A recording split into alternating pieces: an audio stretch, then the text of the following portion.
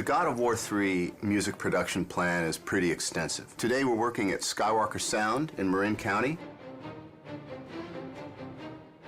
We're working with the San Francisco-based musicians from the San Francisco Symphony, the San Francisco Opera, who are phenomenal.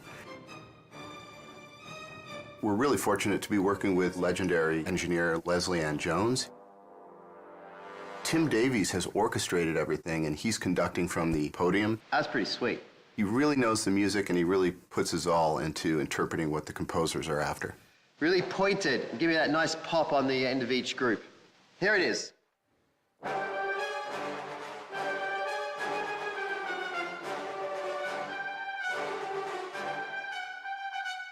Beautiful, thank you. The music originally comes in from the composer in what we call a mock-up, which is basically he's using his synthesizers and samplers and, we call them fake strings, fake brass, fake choir, to assemble the composition. And then once it's approved, it comes to me to translate that and put it on paper for the orchestra. It's damn expensive to have an orchestra sitting there, so my job is to make sure that everything's spotless on the page in their language. When dealing with an orchestra as a conductor, I think 75% of it is your rapport and how you can interact with the musicians, getting them to do what you want in a highly stressful situation, making it lighthearted enough that no one freaks out, but you got to keep it moving. Give me everything you've got on those crescendos at the end of each phrase.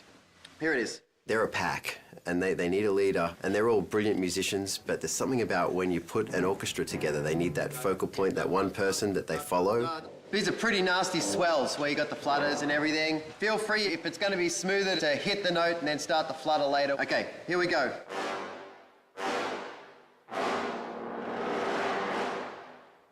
They can smell when you walk into the room if you can do it and if they're going to go with you. I've been lucky that, they like me, and I've been here a lot to the ranch to conduct. And, it works really well, and they're a great orchestra.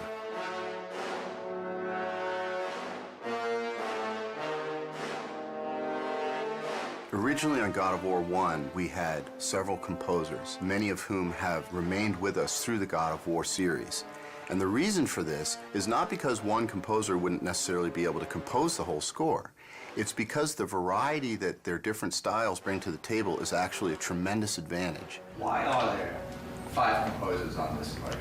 Well, that's a question for somebody else who did the hiring, because I'm sure that any one of us would be quite happy to bump the other ones off and do it all by ourselves. And a different alternate to that answer is... the reason being is because each one of us actually have a very strong voice in how we write and approach music. But generally speaking, we don't clash in styles, and therefore what ends up happening is a happy salad of the different styles that we all bring to the game, but essentially we actually work very well together as a team. Sitting with Stig and sitting with the whole Sony crew who have they have this thing in their minds called God of War. It's an entire world. It goes beyond just characters. It's a whole, they know how they want everybody, they want the players to feel.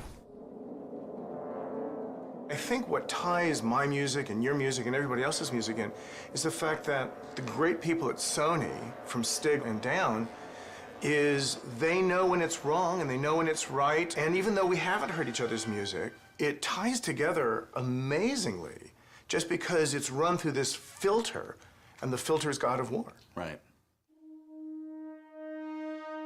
One of the great things about scoring for video games as opposed to film is that there's a tremendous amount of freedom. I'm not constrained whatsoever by any convention at all, because I think a video game is not a film. And since we're not restrained by anything that's happening at any particular point in time, it's quite a free world to actually envision what you want to write and see it through to the end. The music actually is not only on a par with film, but in some ways surpasses most films. There's almost a requirement, certainly an expectation, that there be experimentation and innovation in video games, that the music is somehow striving to do something new and something really fresh and powerful, which isn't always the case in film.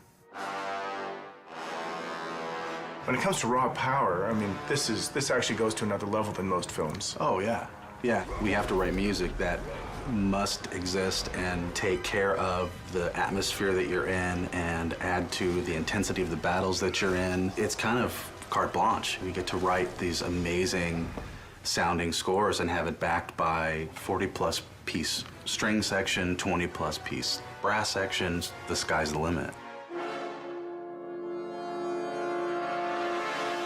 We use a oversized brass section, so it's double the size of a normal standard orchestral brass section, just to give us this massive power and this huge low end. Guys that play low instruments, all they want to do is play low, and so we give them that opportunity.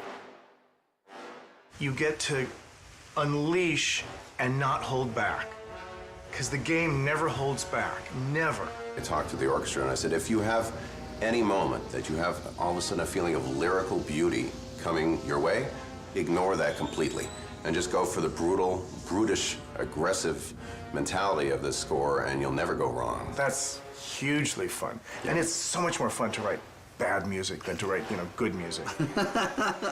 This is one of those games that actually lets you go all the way to the end of how big could it be, how nasty could it be. And it's great to do that. Of course, at the end of it, you just want to do a romantic comedy with some clarinets and...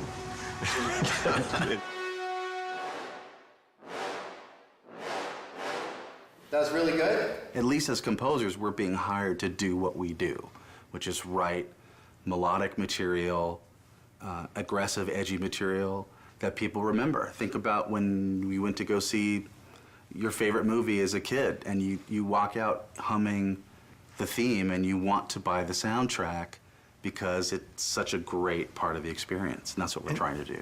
Is to get people to buy the soundtrack to Godzilla 3. Yeah, I forgot.